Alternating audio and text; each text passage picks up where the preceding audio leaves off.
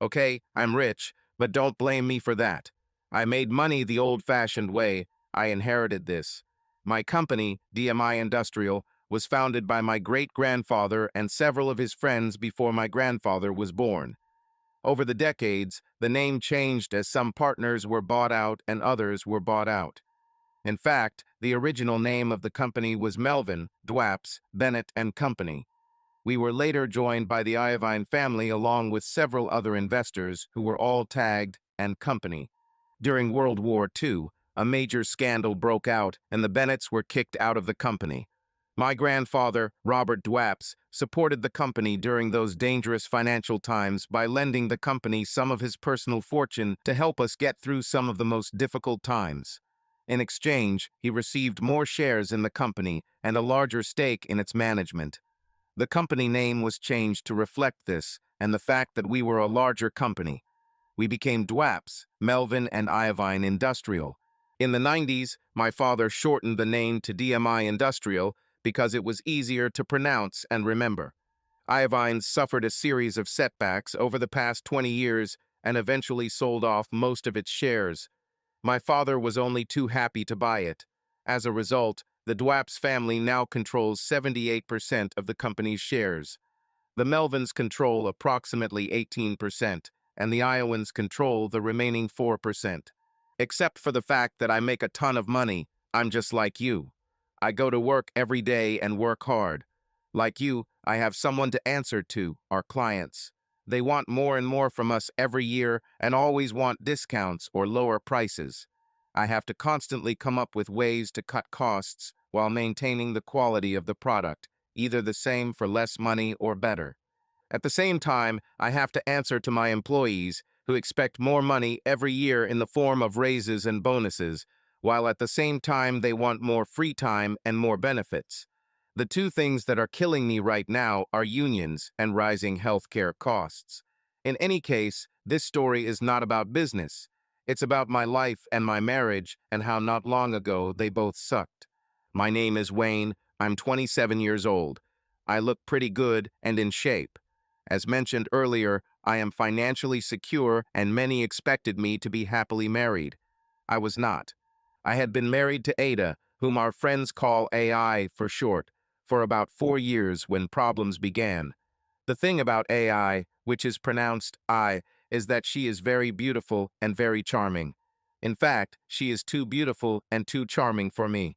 Like I said, other than the fact that I'm rich as hell, I'm a regular guy who goes to bars and hangs out with a lot of guys who work for me. I don't ride in a limousine like Thurston Howell Roman III. I drive a Mustang GT, and I don't sit around in suits eating caviar and drinking champagne. I spend most of my day in one restaurant or another in the factories that my company operates, and I'm usually in production to make sure everything is working well and that problems are being resolved. If I don't do this, I sit in the office and check on the people who work there. Anyway, AI was the most beautiful girl in town all through high school and college, and I don't think anyone expected the two of us to end up together. She was always the lover of some dashing young football player or something like that. I usually dated nice girls throughout school until midway through high school. During my last 2 years of high school, I didn't know Ada existed. She was there, and she was still beautiful and built like a brickyard. But when a man is in love, nothing else matters. And throughout the 11th and 12th grades, I was in love. The object of my affection was Maria Hess. She and Ada are very similar. Where Ada is taller and more magnificent, Maria was shorter and looked like a street child. Ada is blonde and tanned. Maria had very pale, very creamy Irish skin and some freckles. Her fiery red hair reached to the middle of her back and was naturally curly, whereas Ada's was straight. From the first day Maria came to our school, she hooked me. When she came up to me and said that the teacher told her to ask me to show her around, I was even more hooked. We had a short argument when she asked me what my name was. Wayne Dwaps, I said, smiling at her. When she burst out laughing and blushed with embarrassment, I almost walked away. She grabbed my hand and pulled me back. Her touch was electric, and I wasn't the only one who felt it. When she looked into my eyes to apologize, something special happened between us. That's when I noticed that she wasn't letting go of my hand. I took her around the school and showed her where everything was. We toured the cafeteria, the girls' locker room, the science labs, and all the other sites of the school. At the end of the excursion, I accompanied her to the next lesson and explained to the teacher what was happening. Mrs. Mertz, her English teacher, thanked me and even gave me a pass to the next class. As I turned to leave, Maria came up to me and whispered that I should come back to this room after class and help her find the cafeteria for lunch. I was puzzled because I had already shown her where it was, but I agreed. I met her in class and took her to the cafeteria. I usually sat with a group of my friends. We weren't the most popular kids in school, but we weren't avoided either. From the moment we entered the room, all eyes were on Maria. I sat down at the table, and she just stood near the chair next to me and looked at me. Most of my friends at the table were too stunned by her to notice. I quickly jumped up and pulled out the chair for her.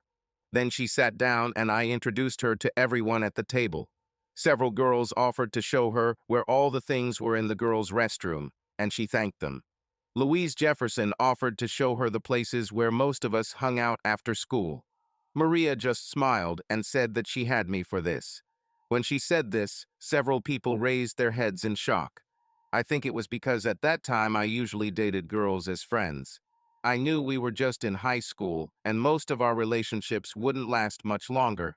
I thought it was stupid to be tied to someone you weren't going to break up with until after you graduated from high school. I went to most of the dances that were held at school with one friend or another. Unlike today, there was no pressure to have sex or anything like that. At the end of a good date, you'll get a kiss goodnight. At the end of a bad date, a friendly handshake awaits you. Louise Jefferson, Edith Bunker, and Maud Findlay were some of the girls I used to take to dances and often to movies or other events. Like me, they sometimes attended events with other people from our circle, but there weren't really any regular couples. Mary's presence seemed to disrupt the course of events from the very first day. Towards the end of lunch, we were all talking about a lot of different things when Paul stood up and walked over to our table from the jock table. He was followed by a couple of cheerleaders and headed straight towards Maria. "Hi, I'm Paul Fraley," he said. "Everyone calls me Ace." He extended his hand to Maria and she shook it. Then I saw the end of it at our table. "Why do they call you that?" she asked. "Do you play cards or something? I always thought gambling was stupid." No," he said. "I play football and—" I saw all this in my imagination. Our team's quarterback was a guy named Jack Daniels. Jack, of course, was dating Ada, the most beautiful girl in our school. So Ace decided that he would take Maria. I guess it made sense in all this high school theory of hierarchy. "I hate football. It's boring," said Maria. "Are you taking steroids?" Why are you asking me this?" Ace said nervously. He put his hands in his pockets and looked for a way to escape. "I heard they increase your ego, but they decrease your brain and your manhood," Maria said. When she said this, she had the most angelic expression on her face. Ace turned red and became very angry. "Hey, Ace," I said. "You played a great game last weekend. We definitely would have lost if their defenders had gotten away from you after that interception. All it took after that was for our defense to hold them off for 2 plays and run out the clock. But if you didn't tackle the guy and he crossed the goal line, it would have been game over." Ace puffed out his chest and asked if I was coming to the game that weekend. "Of course," I said. "We are present at every game. We need to show some school spirit, right?" "That's right," he said. "See you later, Wayne. See you at the game." When he turned away, many things happened simultaneously. Ada, who heard this entire conversation, nodded her head and smiled at me. This was the first time the school princess did anything that let me know she knew I existed. Then a strange feeling came over me. At the same time, Maria noticed that Ada had noticed me, squeezed my hand almost hard enough to break the bones, and glared at her. When Ace and the cheerleaders returned to their table, several of our group stifled laughter. Maria couldn't have been more rude if she had planned it. This really started a trend among students at our school to respond to stupid or rude behavior by asking the person if they were on steroids. After lunch, we had a meeting in the assembly hall. It was Friday, and there was a game on Saturday, so most of the meeting was dedicated to the game. The director, Dr. Smith, stood up, said a few words, and made a few announcements about the weekend and upcoming events. He also introduced the new member of the student body and made her stand up so everyone could see her. He said that if she got lost or something, everyone would be able to recognize her and help her. He asked her where she was from and if she liked anything in our area. It was then that Maria showed her wicked sense of humor. She very modestly stood up and said that she really liked the weather in our area. Dr. Smith asked her what she liked here, since the summer had passed and it was cool and often damp. "I like Wayne," she said. "What do you like about the rain?" he asked. By this time, half the students were already laughing. "Nothing special," she said. "I love everything about Wayne Duaps." With a puzzled expression on his face, Dr. Smith introduced the football coach. I don't think I remember anything he said. I was too busy keeping my head down trying to hide my embarrassment. All my friends laughed and pointed at me, except Louise. Louise and I were supposed to go to a game the next day, and I think she knew that something would change in our circle. And they have changed. Over the next few weeks, several guys from the football and basketball teams tried to play for Maria and were rejected, sometimes frustratingly. She was offered to try out for a cheerleading team, but she publicly refused. "I'm nowhere near coordinated or athletic enough for something like that," she said, laughing. "Do you know how awkward it would be for me to jump into the air like that and let the wrong people see my panties, or worse, what if I wasn't wearing them? Thank you, but I'll just watch from the podium." This puzzled many people who saw her last weekend. We had some rare warm fall weather, and I hosted a party by our pool. That day, Maria made almost perfect ski jumps, which was seen by everyone present, including a couple of fans. Maria seemed like a study in contradictions. My parents loved her. My father told me to make sure I didn't let her get away. My mom thought the same thing. Most of my guy friends told me how lucky I was. Half the girls loved her, and the other half hated her. Girls who were interested in my friends found her to be the sweetest girl in the world. We often met twice, and she did everything she could to help them in their search. But any girl, including Edith, Louise, and Maud, who so much as glanced sideways at me discovered, as Ace had, that Maria could be a first-class bitch. And once you were on her list, it was impossible to get off it. Edith learned this the hard way. She's used to the way we've always done things. One day, she came to me at dinner and asked if anyone else had asked me to the Sadie Hawkins dance. No one did, and it seemed as if the air had been let out of the room all at once. I was about to say that no one did this when Maria answered for me in a voice as cold as ice and hard as broken glass. "Yes, I did it," she said, and in my opinion, she was lying. "But Edith, I don't quite understand you. Since I've been here, I've always thought of you as a friend. I mean, we talk all the time, we communicate, but you still go and try to stab me in the back." Edith looked puzzled. For most of our lives, we were always a group of friends who all hung out. "HM," she said, "you're trying to embarrass me in front of everyone here by asking my boyfriend to go to the dance with you while I'm sitting here," Maria said. "I didn't know you too," Edith began. "How could you not know?" asked Maria. "Are you taking steroids?" "Well, we all meet each other from time to time," Edith began, "and I haven't done anything with Wayne in a long time, and now you know why," Maria spat, grabbing my hand. "Wayne and I are going to dance together and more," she said. Not only did she cause a stir at school, but she never let poor Edith off the hook. The following year, Edith was excluded, by accident of course, from more parties and picnics than she was invited to. Edith's invitations were often printed incorrectly, like the time Edith's invitation to a formal dinner said, "costume party." Poor Edith showed up in a clown costume while everyone else was dressed to the nines. I blamed myself for this, but I was helpless. I loved Maria so much that I could not refuse her anything. During my senior year, things got even worse. That year, we had to choose our classes, and she made sure we had the same schedule. She even took over an auto shop. We were together from the very morning until I took her home in the evening. We were both accepted into several of the same colleges, and she had just shared her latest idea with me. During the summer, we worked and raised money to rent an apartment on campus. My parents liked this idea. Although I didn't have to worry about paying for college, my father wanted me to learn to be responsible, so he liked the idea of me working. This, of course, was another feather in Mary's cap. My father gave us both jobs for the summer. Many of my friends were very jealous of me. I was on cloud nine. Maria explained to me why we needed an apartment and not to live in a hostel. We were both new to sexual experience, but she explained that once we went to college, we would fix that, and we moved into our own apartment. I thought about the two of us many times during the 2 years we were together. Maria always claimed that she simply fell in love with me when she first saw me. It took me a couple of minutes longer, but I saw it because I felt the same way about her. Some of my friends thought it was because I would become rich, but Maria was crazy about me before she even knew my family had money. I never had to worry about it anyway because none of it ever happened.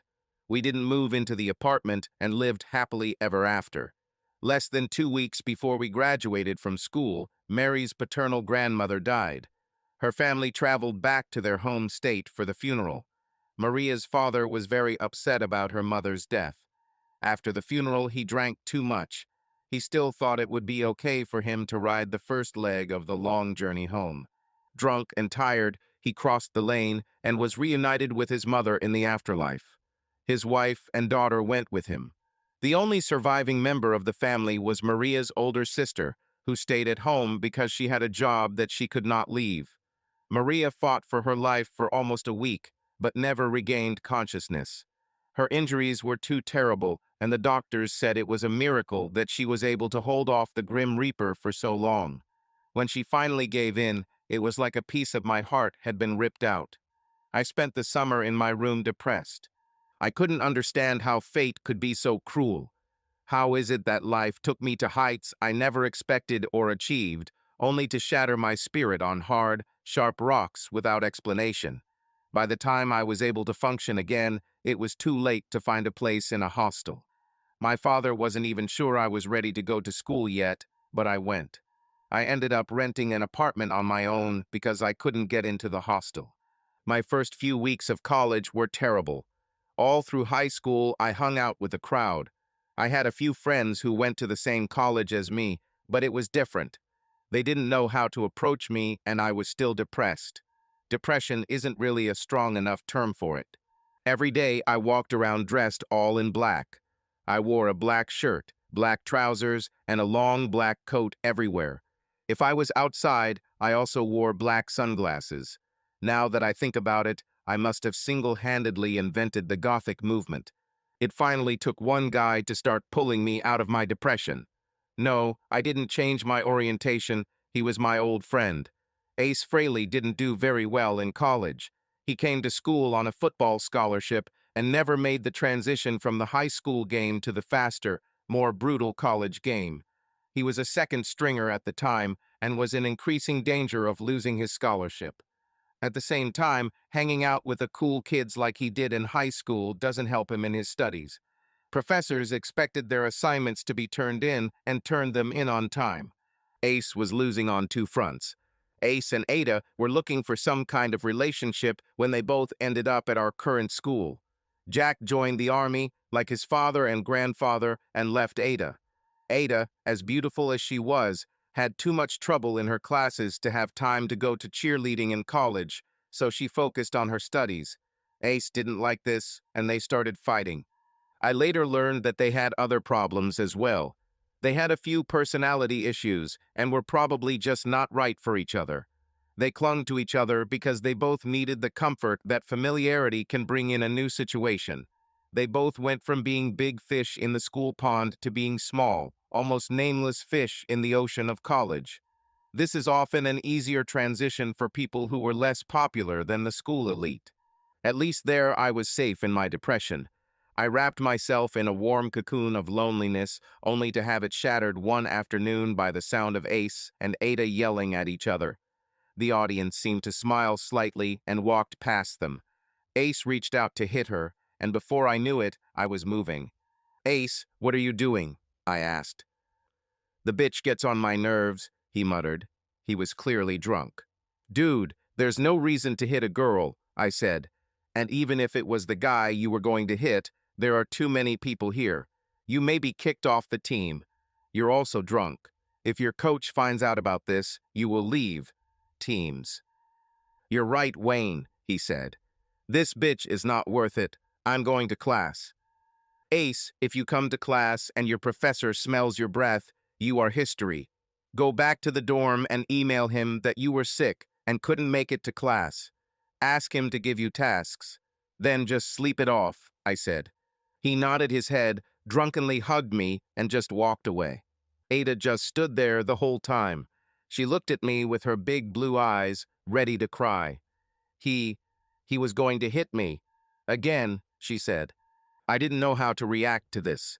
I didn't know what to tell her either, so I just stood there too.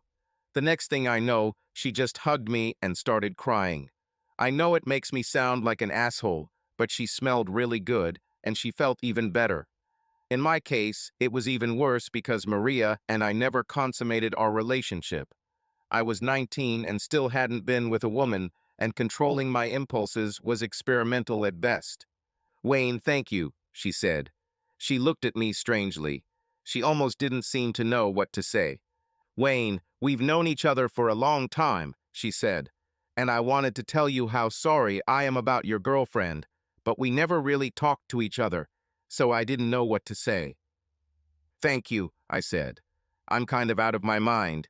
For 2 years, we just—" "I don't think this is the right time to tell you this," she said. "But do you remember the first day she came to our high school?" "I remember," I said. "That was the first time you noticed me." "It really wasn't the first time I noticed you," she said. "It was the first time I was close enough to you to see what kind of person you were. You really diffused this situation and made sure everyone could walk away with their pride. I wanted to talk to you after this, what?" I asked. I was really intrigued. "You know, Maria," she said quietly. "Well, it wasn't just Maria," I said. "You dated Jack too." "No," she said. "This is different." "How is this different?" I asked. "Well, if I dated someone else, Jack wouldn't be happy," she began. "But as long as I was honest with him, everything would be fine. Jack was a pretty good guy. But Maria, yeah." "What do you mean?" I asked. She looked at me and smiled. "You really don't know, do you?" she asked. "You don't remember Edith?" I shrugged.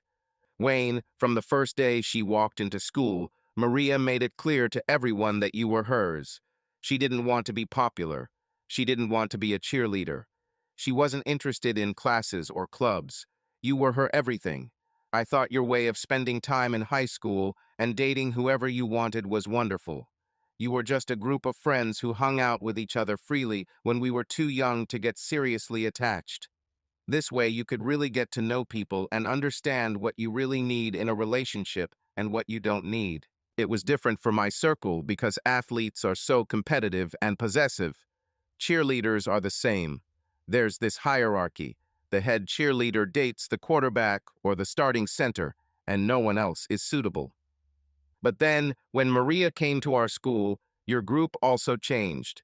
Everyone else in your group continued to date whoever they wanted, but you and Maria became a couple, and any girl who tried to date you ended up on her blacklist. The thing is, she was really cruel about it. It wasn't enough for her to just show that you belonged to her. Once someone got on her list, there was no turning back.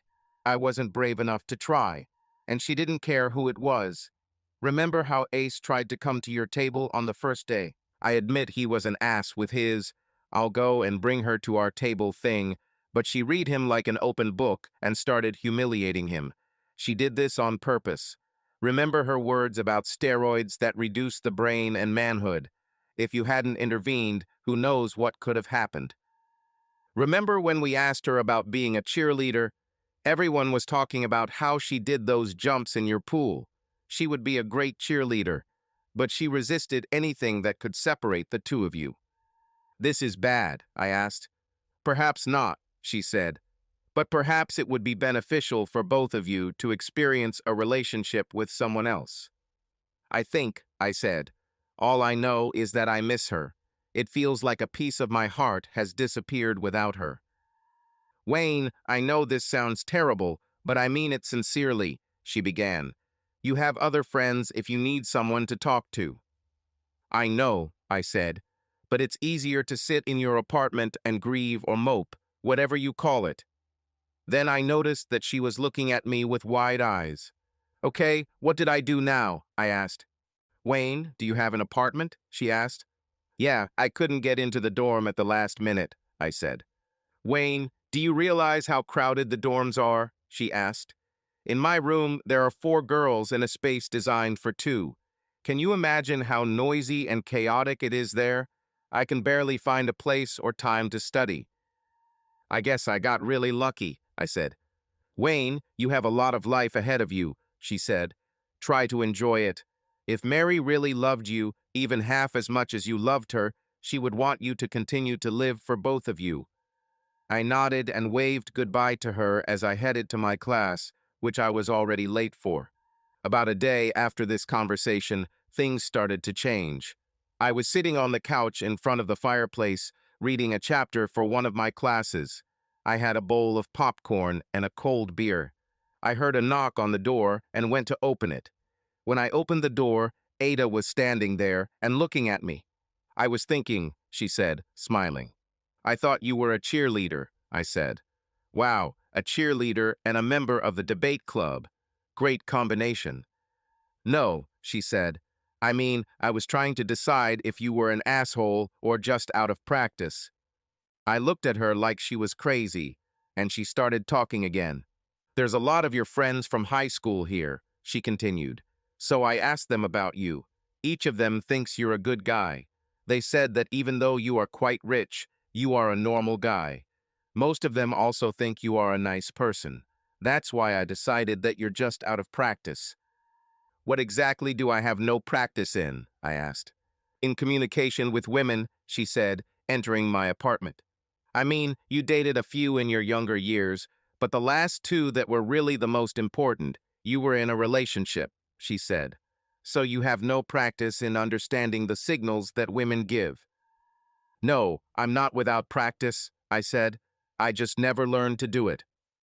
So how did you know when Maria wanted something? She asked. That was easy, I smiled.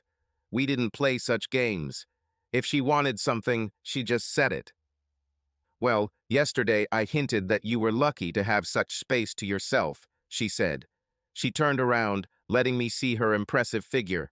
It must be admitted that from the point of view of purely physical beauty, Ada was much more beautiful and better built than Mary. Of course, this was before I saw her. This apartment is great. I think I expected you to say something like, well, if you ever need a place to study, Ada, she said, trying to imitate my voice. She looked into my eyes. But you didn't invite me, she said. You didn't even tell me where you live. Sorry, I said. Maybe I'm really out of practice. And it's not just talking to women, it's called politeness. It's okay, she said. I'm here now. She looked at the fireplace, the popcorn, and my half-drunk beer. What are you doing? She asked. I picked up my book. I need to read 3 chapters before class the day after tomorrow. I read this evening, and tomorrow I will answer the questions at the end of the chapter. She looked around. You were sitting on the couch, right? She asked. I nodded. I don't want to bother you, so I'll sit in the chair, she grinned. I love beer too. That evening was not what I expected. We hardly spoke. Ada read her chapter, and I read mine. Except for a few moments when our eyes met, we could be in different buildings. When 9:30 arrived, she reached over and thanked me for the opportunity to use the room. I thought your dorm had an 11 curfew, I asked curiously. I had to take 3 buses to get here, she smiled, and I don't want to be alone on the street late at night. I put on my jacket and said I would take her home. She simply smiled and nodded her head. Okay, she said. Your friends were right. You're a really good guy. Ada did not back down. The next evening she came again.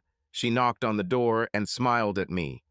Can I take my seat again? She asked. I nodded, and she hesitated, not immediately entering. There is one small matter, she said. She turned around and nudged another girl into the light. The girl was slimmer and taller than Ada. She wore glasses and looked very studious. This is Heather, said Ada. She lives in a dorm next to mine. She can't study there either, and she's in pre-med. The good news is that she has a car, so you won't have to get up to drive me home. Heather said almost nothing. Ada took her place in the chair and looked at me. Where is the fire? She asked. I lit a fire and served her beer. Heather opted for juice and looked around the room. I was sitting with my feet up on the couch, and she just sat on the other end, and the three of us started studying. The couch was long, but not so long that Heather and I wouldn't touch each other's legs. Several times our legs touched and our eyes met. After some time, Ada noticed this and began to watch us. Before they left, they both thanked me. Heather grabbed my hand and shook it, smiling at me. I was able to read so much, she said. I could never do this in the hostel. I went home over the weekend, but on Monday they returned to study again. The situation between them became tense. The first thing I noticed was that Ada gave up her chair to the sofa. Heather didn't seem happy about this, but became immersed in her book. This time I couldn't concentrate. All I thought about was Ada, her soft skin and wonderful smell. She looked at me several times and smiled. I was so busy trying to look at her through a book, I hadn't read that I missed all the subtle signs. Over the course of a few hours into the study session, Heather and I accidentally touched each other several times. Ada slowly moved her legs closer to mine, and, when they touched, did not remove them. The next evening, Ada came alone. Heather doesn't need to study, I asked. She shrugged and entered. You don't have to take me home, she said. I can take the bus. Ada, taking you home is not a problem, I said. I would much rather take you than leave you running around alone at night. Plus, it's very cold outside. She smiled at this and put her books down. She had another bag, and she went into my small kitchen and started looking through the cabinets. Eventually, she found the plates and put two down. She looked at the stove and finally decided to do without it. She put the bowl in the microwave and called me. I just thought it would be nice to have something to eat before I started studying, she said. Even in college, we can't live on microwave popcorn and beer. After dinner, she surprised me again. I expected that when Heather was gone, we would go back to our previous arrangement. I took my usual place on the sofa, and she crawled through me to her place. We started reading, but made eye contact every few minutes. Every time our eyes met, she smiled. How's Ace? I asked. Okay, I think, she said. I saw him a few days ago. That's good, I said. Why is it good? She asked. It just sounds like you got it all sorted, I said, turning back to the book. She pushed my book aside and looked at me. Wayne, Ace, and I are no longer together, she said. Oh, sorry, I said. Why? She asked. Well, it's never good when people break up, I said nervously. You didn't seem bothered, she said, smiling. What? I said. I just didn't understand her point of view. Wayne, I wouldn't come to you to study almost every night if Ace and I were still together. I don't care what people think, but I'm not that kind of girl. She then picked up her book and began to read. I could see her smiling and looking at me out of the corner of my eye. Looks like she sent me some kind of signal. Later that evening, when it was time to take her home, she started talking again. Wayne, are you going home this weekend? She asked. I haven't decided yet, I said. Why? Just wondering, she said. I started the car and she bit her lip. I could see that she wanted to know something. Speak, Ada, I said. We are friends. You can ask me. The worst I can say is no, and since you seem to be my only friend besides Heather, of course I'll probably agree. Well, if you're going home, I thought I might as well go too. And if you're not going home this weekend, I'd like to go to the movies with you or something. I turned back to the road. Is the thought of going to the movies with me that bad? She asked. You said that we are friends. Don't be stupid, I said. There are just a couple of things. Which things? She asked. Well, you're like some kind of goddess. Why are you? I began. Don't start this shit, she said. I am human. If I had been so cool, Jack wouldn't have joined the army. Do you know what he said to me after all the time we were together? Do you know what he said after that? I pulled over to the side of the road and looked at her. Are you sure we should be discussing this? I asked. Of course, she said. He said, and I quote, okay. She looked at me, and I could see tears in the corners of her eyes. He called me the next day to tell me he was leaving. He wanted to get to the base early to find out the layout and where everything was. Apparently, officer training is very competitive. Do you know what he told me before he left? I was expecting a long, moving speech about what we meant to each other after all those years of being together in high school, or some sensitive words to compensate for his reaction to a precious gift that I was already beginning to regret. He said, and again I quote, well, bye. What a fucking goddess, she said. I hugged her, and she continued. And Ace, he's much worse. The first day I came here, he just came up to me and said, Jack is in the army now. I think we're together now. I saw us as friends, but he seemed to think he inherited me. And by got it, he seemed to mean that we should now have all the privileges of the relationship. He even told me that he knew I had sex with Jack. Jack seemed to talk about it more to him than to me. I feel like I'm some kind of second-hand commodity because Ace never treated me like I meant anything to him. I think you saw it, and you need to understand something, Wayne. That look I gave you in high school when you told me I first noticed you. If Maria hadn't jumped on you, I would have done a lot more than just notice. What I noticed was a person who risked being in a bad situation himself in order to provide a way out of a bad situation for two other people. Sure, you may have been trying to calm Maria down, but you also gave Ace a way out. Because after the comments she made, he would probably hit her and get expelled from school. Or you and him could fight over it. But you remained calm and everyone left with dignity. I have never forgotten this. But the right moment never came to talk to you. She watched you like a hawk. And that's another reason why it's probably not a good idea, I said. Wayne, I hate to say it, but you have to move on. She would like you to continue living, she said. So, as a friend, let's go to the movies. And off we went. Going to the cinema was just the beginning. Soon we started spending all our free time together. Ada was a very honest woman, so she told me what really happened to Heather. After she saw Heather and I touching legs on the couch, Ada simply stopped inviting her. She also did not invite her other friends who wanted to study. Studying together was still one of our favorite things to do, and Ada would often bring food to cook for us. The next turning point for us came right after Thanksgiving. We went home for the holiday and met each other's families. My mom and dad liked Ada, especially my dad. I think they saw more in our relationship than there actually was. When I tried to explain to my mom that we were just friends, she looked at me like I was mentally retarded. I let your father think the same thing, she said. Ada's parents came to the same conclusion. They acted as if I was already their son-in-law or something like that. When we went back to school after Thanksgiving, everything sped up for us. We often walked if we weren't studying, and when we went somewhere, we always snuggled close to each other. The biggest change came one night when it started snowing. We were expecting a snowstorm. Storm warnings were posted everywhere. Ada asked me to pick her up so she could come to me and study. I reminded her about the storm warnings, and she said she was sure they were wrong. She said meteorologists don't know their job. I looked out the window when it started snowing, and she told me it would only snow lightly.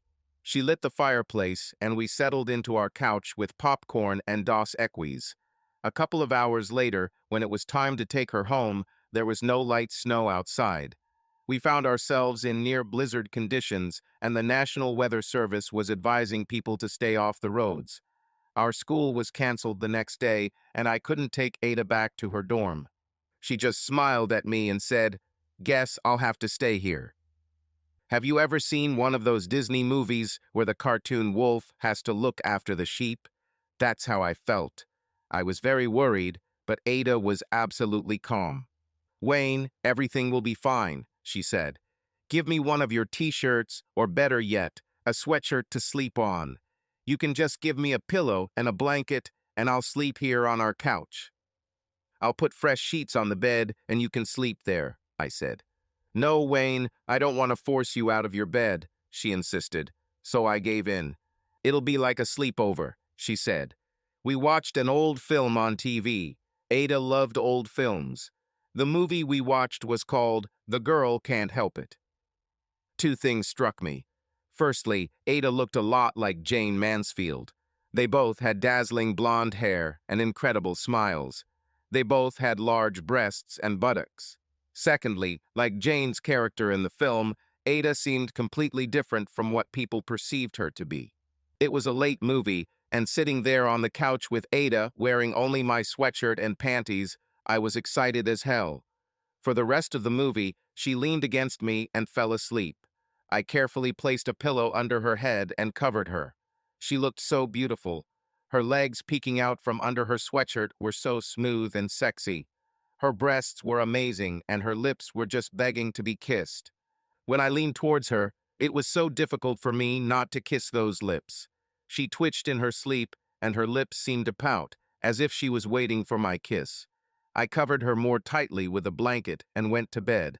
I stopped and looked out the window, seeing that the entire street was covered with a thick layer of snow. It will take some time just to dig out the car, let alone start it. It's good that we had food. We may be here for a long time, and the snow was still growing outside the window. I settled into bed and began to dream about unclean things. I woke up in the middle of the night. Then my eyes opened wide when I felt someone nearby. Ada snuggled up to me in my bed. I didn't say a word. I just enjoyed it. I didn't move or try to take advantage of the situation. I just inhaled her scent and enjoyed the closeness. A few hours later, I woke up again to a different smell. I was sure it was the smell of bacon. Ada was nowhere to be found. I got up and went to the kitchen. I waved to her, and she waved back. I realized that something was wrong. She wasn't as happy as the night before. She placed 2 plates on the table and sat down opposite me. "Good morning," I said cheerfully. "Good morning," she echoed, without much enthusiasm. We looked at each other and almost simultaneously expressed our thoughts. "Is there something wrong?" I asked. "You don't love me, do you?" she asked a split second later. I looked at her as if she had gone crazy. "Why do you think so?" I asked. "Wayne, last night was planned," she said. "It's no coincidence that I ended up here. I lied about the weather. I knew there was going to be a big storm. I packed my makeup, my toothbrush, and a change of underwear. I even have some more clothes in your car." "Then why did you have to sleep in one of my sweatshirts?" I asked. "I didn't think I'd be in it for long," she blurted out. "Last night, lying on your couch, was the most romantic evening of my life. It wasn't supposed to end like this. Wayne, why didn't you kiss me?" My eyes got even bigger. "When you covered me, I was awake. I saw the way you looked at me. You wanted to kiss me. It was a magical moment. But you missed it." I started. "Wayne, I'm half naked," she said. "I went to bed with you. You missed that too. You clearly don't love me." "Ada, that's not the point," I said. "I told you that I'm not very good at all these games. I don't know the codes or the signals. And you're right, when I looked at you last night, I really wanted to kiss you." "Let me guess," she said sharply. "You thought you'd cheat on Maria, right?" "No, I said, looking into her eyes. "I didn't want to take advantage of you. From what you told me about Ace and Jack, I didn't want to be next on the list." "My luck continues," she sighed. "Wayne, while we're on the subject, there's something you need to know. Yes, you're right. Jack was an ass. But it was partly my fault. It was prom, after all, and I guess I just went to that because almost everyone has sex for the first time after graduation. You're 18, you're an adult, and you're entering the real world. I was curious about sex and Jack didn't hurt me. I just let it happen. It wasn't what I dreamed it would be. It wasn't romantic, it wasn't special, it just happened. Then Ace came along and again I just went for it. We were kind of a couple, even if it was by default, and he at least kept the losers away from me. We had sex because he wanted to, and I guess it was just expected. But then I started hanging out with this really nice guy who obviously has no brains. He treats me better than anyone in my life except my parents. He spends time with me and does things for me. So I decided that this time maybe this is what I want too. But he doesn't take steps, but it doesn't happen. I invited him on a date myself. My eyes got even bigger. Guess what? She continued. We started dating. We stay home a lot too. Wayne, there are nights when I stay at his apartment, making out with him, and I just want to jump on him and start kissing him. But he doesn't do anything. I saw there was going to be a big storm, and I imagined us being locked in and spending the night together. We ended up snuggling on his couch, watching one of my favorite old movies. He still doesn't make any move, so that I decide he just doesn't want me. I said nothing. Wayne, you said you don't know the signals, she continued.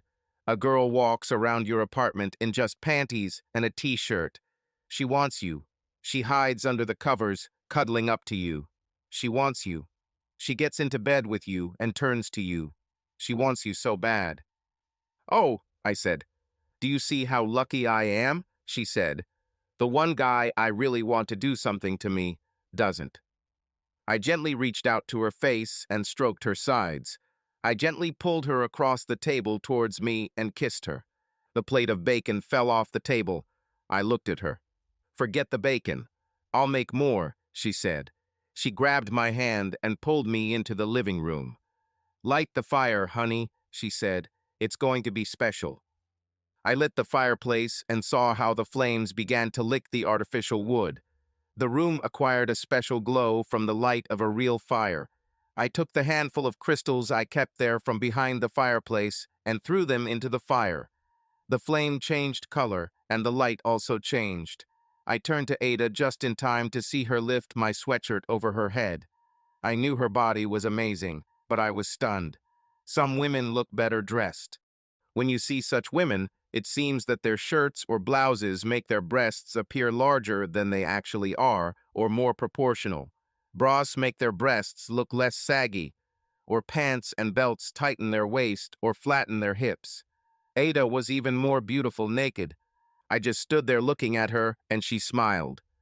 Why am I the only one under the covers? She asked, holding it open. Wayne, I'm on the pills, she said, and I made Ace use protection. I'm sorry to have to ask you, but who else were you with besides Maria? No one, I said shyly. Who else was there? She asked. No one, I said. All her questions were starting to kill the mood, and it seemed like she realized it. Wayne, who other than Maria have you slept with? She asked softly.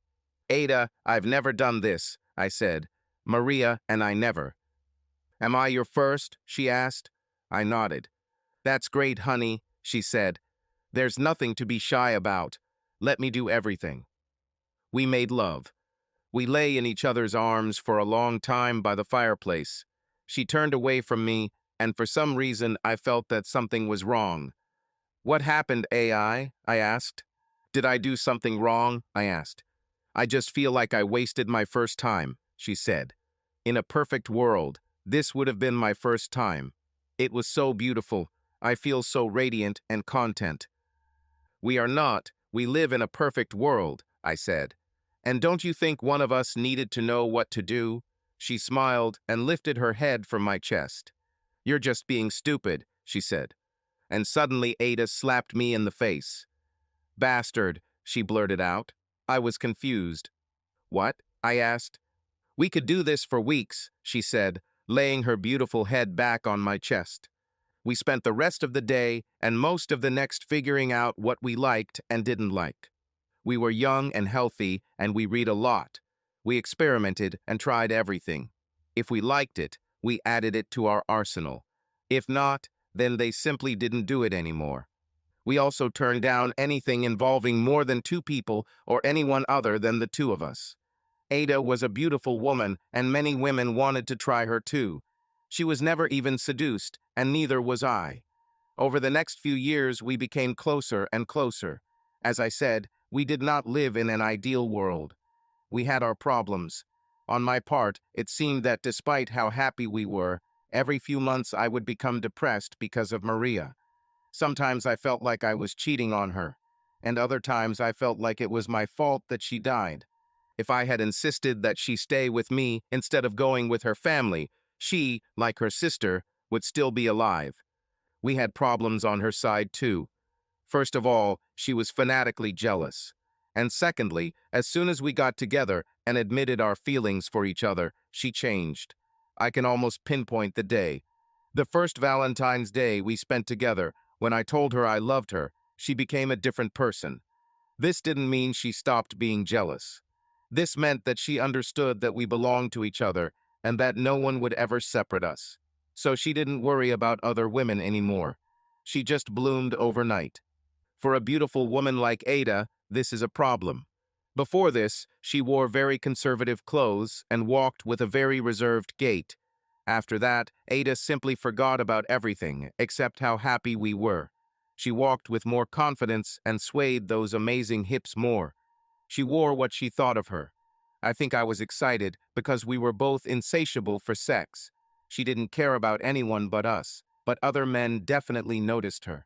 She went from a beautiful ice queen that men just knew they had no chance at to some sort of fertility goddess that everyone wanted to try overnight. Ace, who was in his senior year at school, started telling everyone that he slept with her and left her. I ended up having to talk to an old friend to stop it. I really felt sorry for Ace. He lost his scholarship, lost his spot on the team, and lost Ada all in 1 year. One problem for us was telling our parents that we were living together.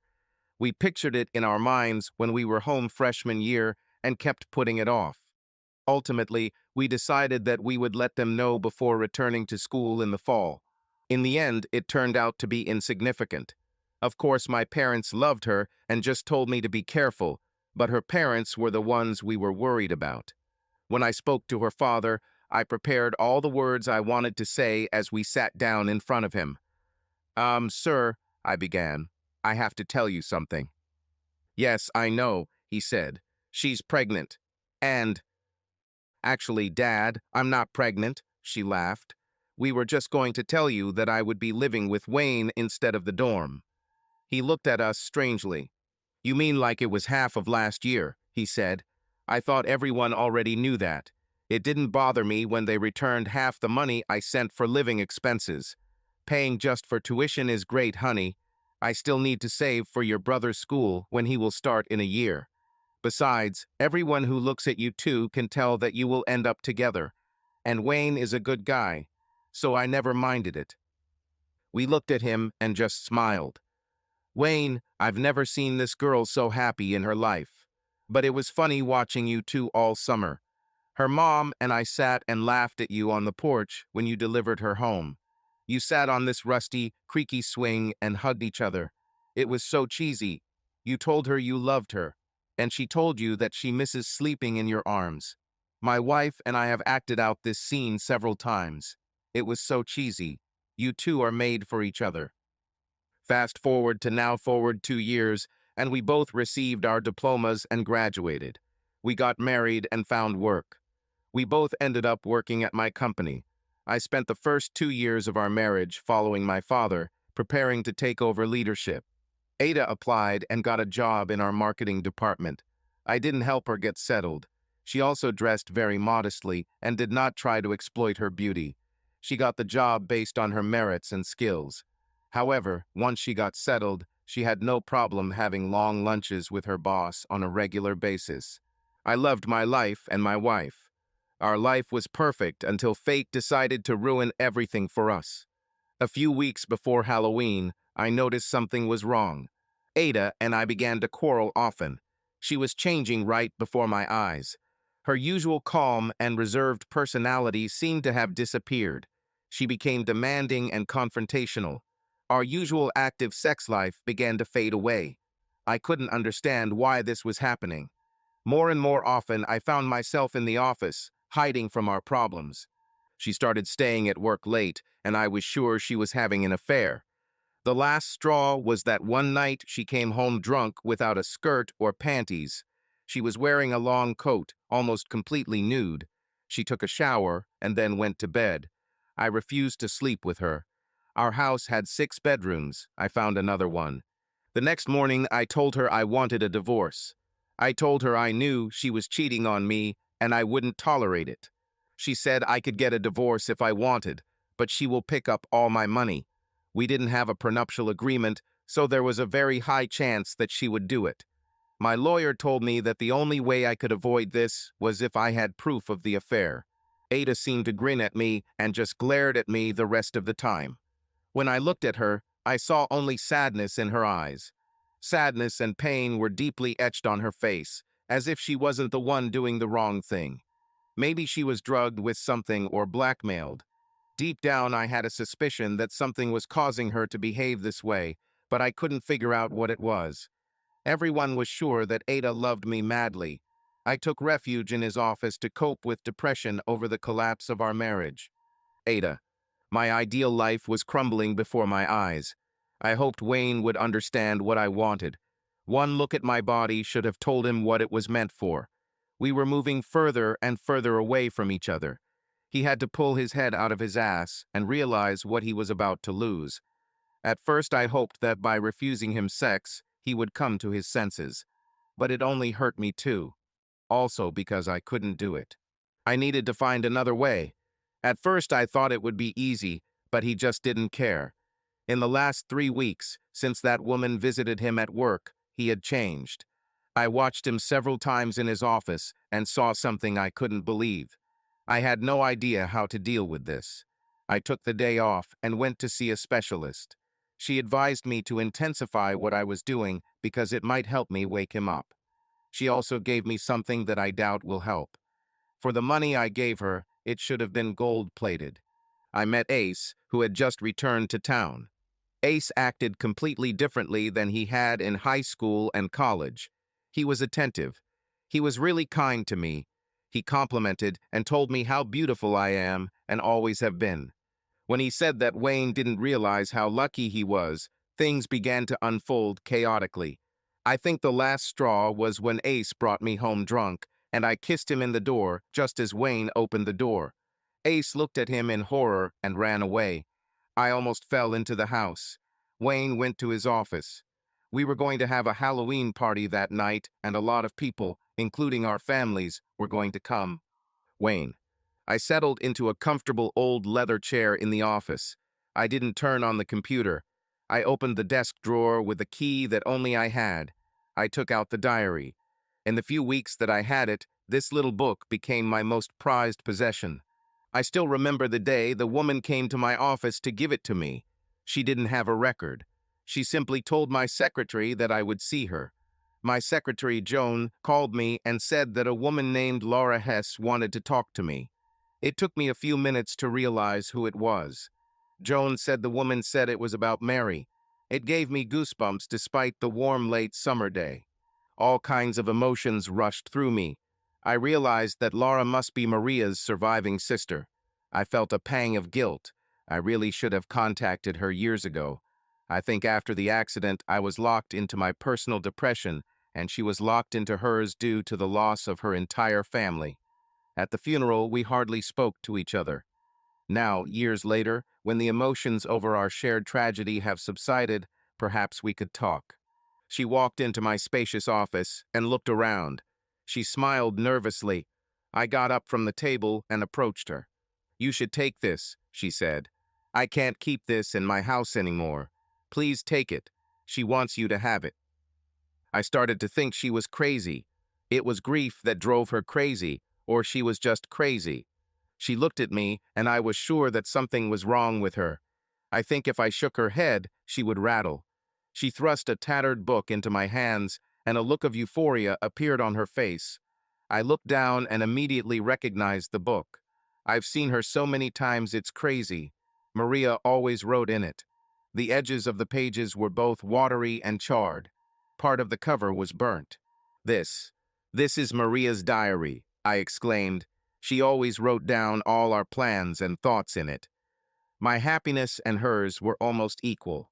How much do you want for this? I asked. Hell, nothing, she said. She kept it with her until the end. Her eyes constantly scanned the room. It seemed that she was either afraid of something or looking for a way out. She wants you to have it. What? I thought. The woman then turned and walked away. She seemed calmer, almost normal, after completing her task. She even smiled on the threshold and said, "Now it's yours. My family will." Her words faded as she left. I didn't pay attention to her. I flipped through the pages, looking for familiar things and trying to find things I didn't know about. I knew that the last entries would be new to me, since she was far away from me. It was a chance to read the last thoughts and feelings of my first love. Somehow, I didn't think about my marriage to the woman I loved. All I could think about was Maria and her thoughts. Flipping through the tattered pages, I felt a tingling sensation in my hands. The door to my office closed on its own, and I felt something strange. It seemed like someone was watching me. I looked around, but didn't see anyone. For a second, I thought Ada was playing a joke on me. She's done this before. She would hide in my bathroom while I was out of the office, and then come out naked when I was alone. We locked the door and made love on the thick carpet in my office. An hour later, when we left my office, as if sorting out documents, several people in the reception area looked at us strangely. Joan, being the executive assistant she always was, pushed us back into the office. "Wayne, go out and tend to your employees," she ordered. "Ada, wait until they leave and then go home, and go down the back stairs to the parking lot." "Why?" AI asked. "Wayne needs a mirror in the office. Men don't notice anything," Joan said. "Your hair is a little messy. It looks like you just had sex. Your makeup is smeared. You have bite marks on your neck. They'll probably be gone by tomorrow, but right now you look like you've been bitten by a vampire." When the door opened, the whole room was having sex. "You are a beautiful woman, Ada," she said. "You have an amazing body, so men will always look at you from head to toe. Those things are noticeable. You also have that sparkling, I'm in love look. Everything about you says, I just had sex and I loved it. It's great for you, but it should be a place of work." When I recalled this incident, the atmosphere in the room seemed to become gloomy. It was as if the room was angry at me for thinking about sex with my wife. I realized that I was going crazy. I decided to take the day off and go home to read my diary. I will not violate anyone's personal space, as Mar. I died a long time ago. Perhaps reading her old thoughts will bring me joy and help me cope with my loss. I loved Ada with all my heart and soul, but there will always be a place in my heart for Mary. Usually, if I went home early, I would text Ada to join me, but that day, for some reason, it didn't feel right. I'll see her at home anyway. I came home and went to the office. I sat down at the table and started reading the diary. The more I read, the less I could put it down. I started to feel very strange, as if I was not alone. The air in front of me began to swirl, as if someone was there. When I read the thoughts and dreams written in the diary, I felt that Mary was with me again. I really needed better lighting in the office. Just reading this book for an hour made me tired. Not just my eyes, my whole body felt exhausted. Ada knocked on the door and entered. She had been in the office thousands of times. She even worked here, sometimes when she couldn't avoid taking work home. She looked around as if seeing the room for the first time. "Come on, honey," she said. "Let's have dinner. I missed you." Even as she said this, I felt something strange. It was like a cloud of pure hatred. It was as if someone in the room was very angry with Ada. She seemed to feel it too. "Let's get out of here," she said. "This room seems weird. Maybe we should paint it and change the furniture." I tried to get up, but I felt very weak. Ada noticed this and tried to help me get up. Maybe you should just go to bed and I'll get you something to eat. You probably have a cold or something, she said. The next day I came home again and read the diary. When I read it, I imagined how I felt when I was younger and Maria and I were together. I learned things about her and myself that I never knew. One of the first and most shocking things I learned was that not a single teacher asked Maria to ask me to show her around the school. She lied about it. Maria just walked into the classroom and saw me. When she looked at me, she immediately felt attracted to me. I completely understood this because I felt the same way about her. Thus, her statement that the teacher asked me to show her around the school was a fabrication. She just thought it would be a good way to get to know me, and it worked. I also learned that from the very first time she touched me, Maria considered me her property. In her mind, we were soul mates. From the diary, I learned that Maria believed that we were lovers in a past life and were destined to be together forever. Maria also believed that she had some kind of supernatural abilities. She mentioned several times in her diary that some of the women in her family had gifts. Only women received this gift, and only one in each generation. Usually this woman had red hair. Maria's aunt had the gift, but her mother did not. None of her cousins and sisters had the gift. Maria wrote about her ability to charm everyone with her touch. I wasn't sure if any of this was true. It sounded like a teenager's fantasy. But on the other hand, when she touched me, it really felt like magic. Perhaps she really had me under her spell. But at the same time, from reading the diary, I learned that there were many cases when Maria did not want to go somewhere or do something, but gave in because I wanted it. So if she kept me under a spell, I kept her under my spell to the same extent. Perhaps this is true love. Maybe it's just mutual fascination. Or perhaps love is the only true magic that exists. Our relationship, which I always considered very easy, was actually very difficult for Maria. She was constantly jealous of any woman who looked at me, even my friends. On the first day, she deliberately looked at Ada with anger because she noticed that she was looking at me with interest after the incident with Ace. Maria instantly knew that Ace wanted her. But he didn't want her as a woman. He wanted her as some kind of property or status symbol, and she didn't want that. So she immediately went on the attack and was pleasantly surprised when I intervened to defuse the situation. It confirmed her belief that we were meant to be together. I also learned that Maria was much more ready for us to have sex than I ever thought. Everything between us went according to her plan. When she died, still without having tried sex, she was already taking pills because she planned for our first night in our apartment to be our first intimate night. Perhaps the strangest thing I read in the diary was that she never wanted to go on that last trip with her family. She even complained about it and reminded her father that her sister should not go. My father thought she wanted to stay home to have sex with me. She told him that she still had never done it, and he snorted as if he didn't believe her. She suggested that her mother take her to the doctor the next day, and if she wasn't lying, she could stay home. Her father said that she would go because he said so, and it was not discussed. The next day, I came to see them off. We hugged each other with tears in our eyes, and her parents rolled their eyes. Jesus, her father said irritably, that doesn't mean you'll never see each other again. We'll be back in a few days. What will you do when you're older and married and he's away for work? I'll take her with me, I said. Her father rolled his eyes again and started the car. Her mom smiled at me and waved goodbye. The last time I saw her before. My last memory of Maria was her face pressed against the car window as they drove away. God, how I loved her. Even as that thought flashed through my mind, I swore I saw someone in the room. I only saw it out of the corner of my eye, but someone was there. I turned and looked around the room, but saw no one. Then I heard it. It was like someone was laughing at me. I sat back in the chair and wondered if I was going crazy. I spent the whole day thinking about the past. I wondered if I would ever get over Maria. In a sense, I've already done it. I loved Ada very much, or at least I did until that day. Then everything changed. You shouldn't be with that pompous woman of easy virtue. I heard the words as clearly as if someone was in the next room. She's cheating on you.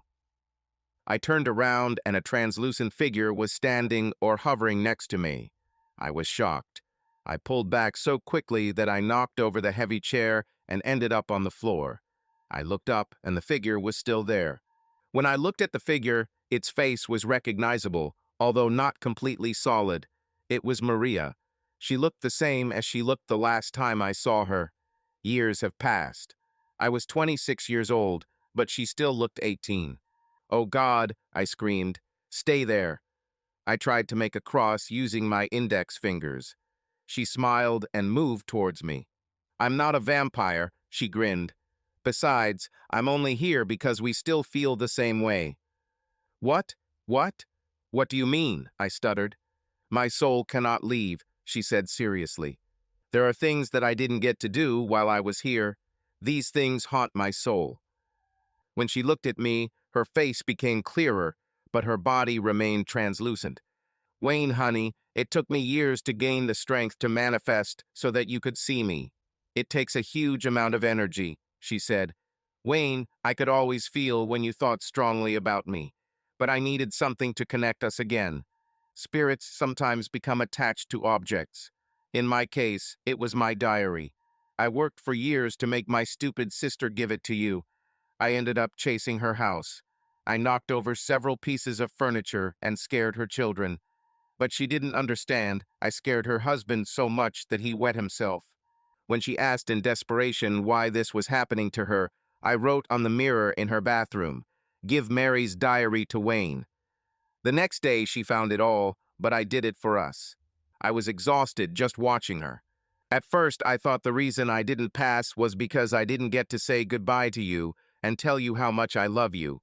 But now that I'm here, I see it's something else," she said. "WW what?" I asked. "Wayne, I love you," she said. "I always have. Now I have to protect you from what you did." I did it," I asked. "Yes, honey," she said. "You shouldn't be with that prostitute. You should be with me. I already told you she's cheating on you. She doesn't love you, Wayne. Trust me. If she really loved you, I wouldn't be here. I would be happy that you found someone who makes you happy until we are reunited after your death." Maria's body began to flicker like a picture on an old television. "Wait," I said. "I can't stay," she said. "No energy. I'll be back tomorrow. Love you." Then she disappeared, and there was nothing left to prove she was ever there except the strange smell in the room. After some time, Ada came to pick me up for dinner. "Honey, you have a fever," she said. "Let me take you to bed." I could barely walk, and she half carried me up the stairs. She brought me soup in bed, took a shower, and lay down with me. "Ada, maybe you shouldn't be around me," I said. "We don't need both of us to get sick." "If you're sick, I want to be sick too," she said. "Besides, I promised you through thick and thin, through sickness and in health, remember?" My mind was in turmoil then. I had no idea that AI was deceiving me until Maria told me about it. Ada definitely didn't act like that. "Have you finished reading Maria's diary?" asked my wife. "No, there's still a lot left," I replied. "I'm missing some parts." I noticed that Ada's face changed then. Perhaps it was a hint that Maria gave, but I began to take a closer look at Ada. A couple of days later, she told me that she would be staying home from work, but she actually went out of town and didn't tell me why. In fact, when I asked her what she did that day, she didn't exactly lie, but she didn't tell the truth either. She left the city. A few days later, I checked her credit card receipts and learned that she had traveled to New Orleans. She flew to New Orleans, spent about an hour or two there, and came right back. It seemed to me that she flew to meet someone and then returned home and didn't tell me anything about it. My mind went haywire. Obviously, Maria was telling the truth. From the very beginning, I always wondered why someone like Ada would choose an ordinary guy like me. For the first few years of our relationship, I kept wondering when she would leave me. But this never happened. We got married and were together for 7 years. There you have it, the 7-year itch. Ada got bored with me, and now she had money and opportunities to do whatever she wanted, so she cheated on me. Deep inside me, I didn't want to believe it. She was so convincing. Maybe it wasn't like that. Maybe she's been cheating on me all this time, and I was too stupid to realize it. All those times we would go to parties or business events and guys would hit on her. Ada is a woman who always attracts a lot of attention. I'm not a troll, but I look normal. Maybe it was just the money and the promise of an easy life that made her choose me. It was this trip that made me pay closer attention to Ada. It was also the trip after which I decided to prepare my lawyers to file for divorce. They told me that without concrete evidence, I would lose the divorce. Ada couldn't get a share of the company, she couldn't get any of my shares, but she could get half of my assets outside the company, which would be a significant amount. What really shocked me was that she didn't want a divorce. She told me that she would fight it tooth and nail, and that if I did win in the end, she would still take every penny I had. My lawyers told me this is the 21st century. Many couples had open marriages and stayed together for children or financial reasons, while each of them led their own lives outside of the marriage. I realized I needed to come up with another plan. An open marriage just wasn't right for me. I was a monogamist, or so I told myself. I think even then I was lying to myself. This was part of my problem. I loved two women, one dead and the other alive. And in the fight for my heart, the dead one seemed to have the advantage. On the other hand, I seemed to retreat more and more into the study, and Ada showed more and more of her infidelity. The day of the Halloween party was the last straw. When she came home drunk with that idiot Ace, I couldn't take it anymore. I left her there so drunk that she could barely stand, but looked at me with the saddest look in her eyes. I think things went so badly for us that even she realized it. Maybe we could talk later and work something out. I would give her a reasonable amount of money and let her keep her job at the company. I just wanted. What did I want? On some deep level, I wanted to stay married to her. I loved Ada, but I just couldn't put up with her cheating. As soon as I sat down in my office, Maria appeared almost immediately. And almost immediately after her appearance, I began to feel tired. It was strange. I could wake up in the morning full of energy, but by the end of the day, I was always so exhausted that I felt almost dead. "You don't have to put up with her cheating, honey," Maria said. "She's not the one for you anyway." Maria reached into her bag of tricks and began her final session. She ran her ghostly hands over me, and I felt a tingling sensation. "We could be so good together," she said. "Tell me how, and I'll divorce Ada tomorrow," I said. I felt an immediate rush of guilt when I said that. "No, Wayne," she smiled. "Lately Maria has been getting stronger and stronger. In fact, her image was so strong at that moment that I could see her clearly, and her body was no longer transparent. It almost seemed hard. Her feet were also firmly on the floor. "We need her, honey," she said. "That bitch will never love you like I do, and she will never give you a divorce. She needs the money too much for that. But there is a way we can win. We have to be real fast, and it has to be tonight." "Why tonight?" I asked. "Because it's Halloween, silly," she said. "This is the night before All Saints' Day. It is the only night of the year when the veil between the real world and the spirit world is thinnest. If you really want to be with me, you can bring her to this room and put her diary in her hands. This will give me the opportunity to be with you. And I won't be trapped in the body of an 18-year-old. Think about it, Wayne. You and I will be together forever. I'd use these breasts and this ass to show you what I've always wanted." I nodded. My anger at Ada and the confusion I always felt when Mary was around combined to make me agree to do something I would never have done otherwise. "Wayne, it must be midnight," she said. "Trust me, you'll love it."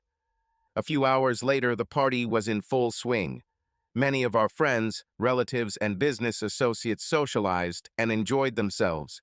Ada, as usual, was great. She wore a Supergirl costume that showed everyone how super she was. She was wearing a very strange necklace that didn't match the suit, but she looked amazing. Men walked around her all the time.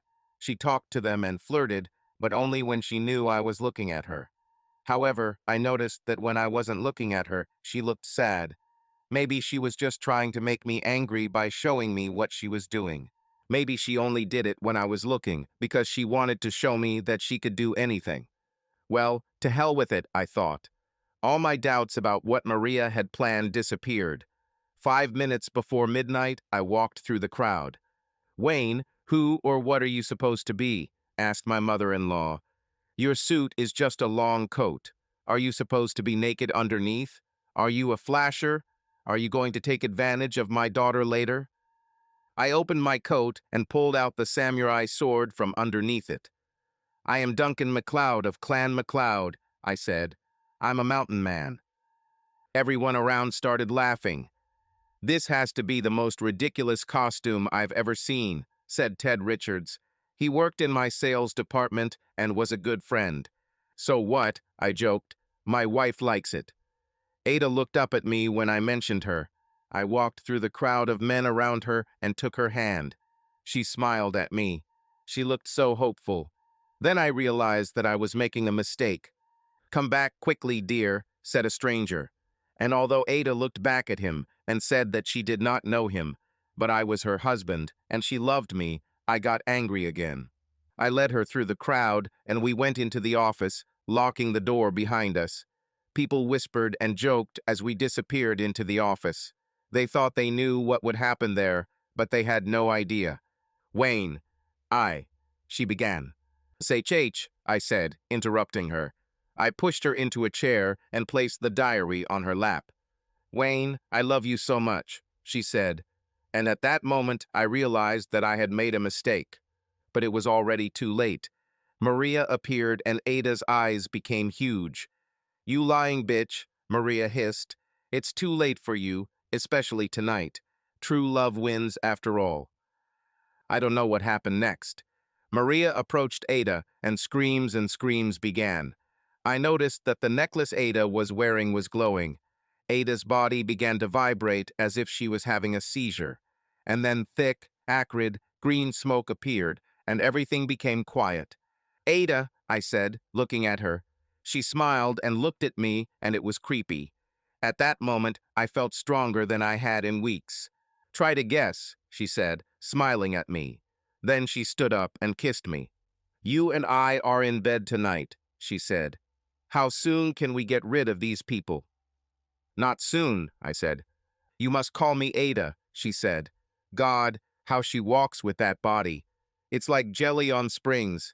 I feel like I'm about to tip over forward, and only her huge ass keeps me from falling. This should have alerted me, but it didn't. Ada always thought her butt was too big.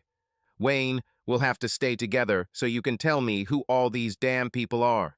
I haven't met most of them before. God, it feels good to feel your touch again. Never let me go," she said. "Maria, where is Ada?" I asked.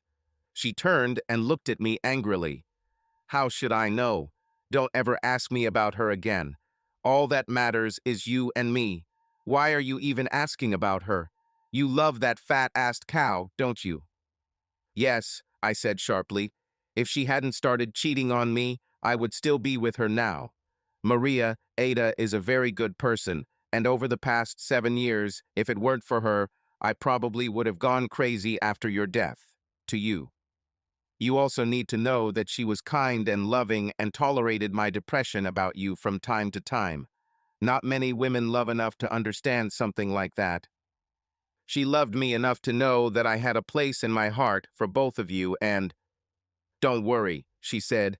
"I understand if you still have some love for her. I hope she's happy somewhere. I hope her spirit is gone." The strangest thing was that she smiled while saying all this. I couldn't understand why she was smiling when she said that someone I loved was gone. "Maria, there's something else you need to know," I said. "I love you very much, but I loved Ada just as much, and it was a different love. I see now that it was a more mature love. We may not have burned so brightly, but we burned. I wish I could understand where I made a mistake for her to cheat on me. And you should know that I and most guys really love that body of hers, so please don't do anything to ruin it." I took her hand and we went back to the party. As soon as the doors opened, people started smiling at us, and I started telling her who was who. The first crisis came when I warned her that her mother and father were coming towards us. Ada, you should be ashamed, her mother reproached. I can't believe you left a house full of people to go and do what you did in this room. Martha, we know what they did, her father said. And the way she meowed and screamed, they were doing it well. Ada would have blushed with embarrassment, but Mary in the body of Ada was not embarrassed. She simply grinned at her father and nodded her head. That was really, really good, Daddy, she said. We'll probably do this a lot. She then added, I mean, we do this all the time, but now we'll do more of it. I spent the rest of the night and into the morning answering questions for the spirit in my wife's body while we persuaded our guests to leave. When the last guest left a little after 2 o'clock in the morning, she grabbed my hand and practically dragged me upstairs. I've been waiting for this for weeks, she said. Another thing that should have alerted me was that she seemed to know the layout of our house. We walked into our bedroom, and she immediately started taking off her suit. She stood in front of me completely naked. I looked at the face I loved and felt a pang of guilt, but only a pang. Don't hurt me, she said. I've never done this. Then she came into my arms. The next morning, Maria snuggled up to me and snored softly. When she woke up and saw me looking at her, she smiled. Last night was worth 7 years of being dead, she said. Promise me we'll do this every night. Well, there are nights when we won't be able to do this, you know, I said. Nonsense, she said. Besides, there are ways to do it differently. Now I knew for sure that it was Maria. During the first week, we hardly left the house. But there were problems. Maria left this world as a high school student. She didn't go to college, didn't get an Ada degree. She couldn't even do approximately Ada's job. Besides, she could never pretend to know all the people Ada worked with. Some of these relationships have been developed over years and countless hours of working with people in different circumstances. Even if she could fake the job, she couldn't fake this relationship. Hell, I loved Ada and could barely tell her apart from Mary, but I truly believed that what was confusing me was my love for both women. And in the end, this became my undoing. You see, after missing and longing for Maria for many years, once I got her back, I found myself missing Ada now. I had 2 short years of dances and school activities with Maria. It was fun, but that's all. Over the course of 7 years, I built a life with Ada. And now that the fun was over, after a few short weeks with my high school sweetheart, I missed my wife terribly. In fact, one afternoon, I was thinking about what Ada had once said, and I found myself crying. I missed her so much. Maria found me in this state and was furious when she learned the reason. "Why are you crying, Wayne?" she asked. I just shook my head, and she looked at me and understood. "You're crying because of this woman of easy virtue, aren't you?" she screamed. "Stop it now. It's your problem. You just don't know what you want. But this time it's over. You're not getting her back. You're stuck with me, so deal with it." That's exactly how I felt stuck. The next day I returned to work and was in for a surprise. My secretary said I had an appointment. She said Ada organized it a few weeks ago. It was quite interesting. The door opened and Ace walked in. "What the hell are you doing here?" I growled. He looked at me as if I had hit him. "Wayne, we're old friends," he said. Did he really think I would ever be friends with the guy who slept with my wife? After what happened between you and AI, how can we even be friends? I asked. "What are you talking about?" he asked. Then his face changed. "Oh, you still don't know, huh?" "I don't know what?" I asked. "That you had an affair with my wife, and now you want to poke it at me." "No, dumbass," he said, standing up. "Funny, I always thought you were the smarter of the two of us. Call me when you pull your head out of your ass." "Wait, Ace," I said. "Maybe you should tell me what's going on." "Listen, Wayne," he said. "I've changed a lot since we last dated in college, but you probably don't know it yet. In high school, everyone liked you. You weren't a jock or anything, but you were a guy on whom everyone could rely no matter what. You got along with everyone. You were the organizer, but without you nothing would have been done. I, on the other hand, was an asshole. I was so confident in myself that I thought I could do anything. I also thought I deserved everything I wanted. I followed Maria that first day when she showed up, and she put me in my place. You saved the situation from getting worse. I think that's when everyone noticed how smooth you were. At the same time, you were someone you could trust. I don't know if you knew it, but from that day on, Ada always asked about you or looked at you. I think if you and Maria weren't so inseparable, she would have made a move towards you, even though good girls don't do that. Hell, she'd probably leave the king of the school, Jack, for you. Even he's tired of her asking about you all the time. Then we graduated and moved on. I became a terrible player in college. I was great in high school, but in college the game is faster and less forgiving, and I just couldn't adjust. It led to a lot of frustration on my part. I did things that I now really regret. Firstly, I just assumed that Ada was mine when all we were ever supposed to be was friends. I saw college as an extension of school, but it wasn't like that in me. Mind, with Jack gone, I was king of the hill and Ada was mine by default. Jack never really felt for Ada like she needed to, but she never felt for him either. Jack's whole life was focused on the army and then politics. Ada never fit into that. I don't even know why she went to college when all she ever wanted was a house and kids. Seeing her now as a big career woman, it's strange to me. Jack went to war and was killed on his first tour. I think he was too focused on being in the White House to watch road bombs. Anyway, I got angry about my inability to play in college and started taking it out on her. I'm really ashamed of that time, Wayne. I really got angry when she asked about you. Then you came and saved her. Up to a few weeks ago, we didn't see each other again. Yes, but then you made up for lost time, didn't you? I grinned. Again, he looked at me with madness in his eyes and shook his head. Wayne, nothing happened between me and Ada. I swear, it was just a game. She wanted to make you jealous so you would start paying attention to her again. She asked me to help, and I agreed, as long as she told me the truth when it's all over. She forgave me for the way I treated her in college, and I asked her for a job. He pulled out photographs from his wallet and showed that he had a lot of business over the past 7 years. There were photos of Ace with a rather nice but ordinary woman and photos of his 3 children. My wife Brenda and our children, he said proudly. I know she's not as beautiful as Ada to most people, but I love her so much it's crazy. I could tell he was telling the truth. Then what? I began. It was all for your own good, he said again. She said she needs to get you to get your head out of your ass. She said you're living in the past and spending all your time reading some book in your office instead of focusing on the life you have right in front of you. Trust me, there are a lot of guys who would give anything for a chance to be with her, but this woman loves you too much to ever cheat on you. Ace's words almost killed me.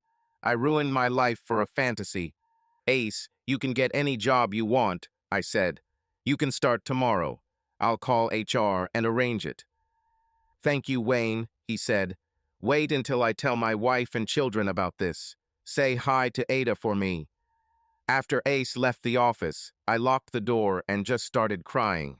I know big strong men don't do that, but I royally screwed up my life. I needed to pull myself together. Everything that has been done can be undone. There must be a way to bring Ada back.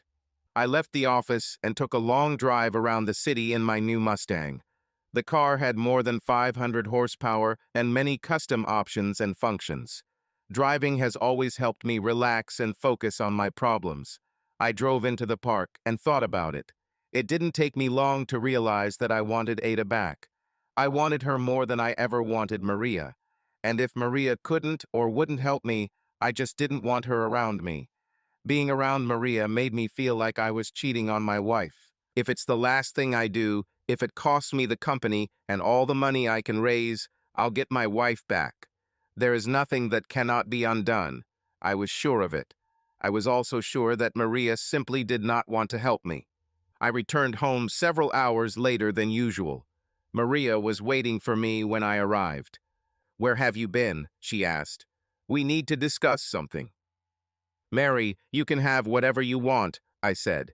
You are alive again, and you have my wife's body. You can have all my money.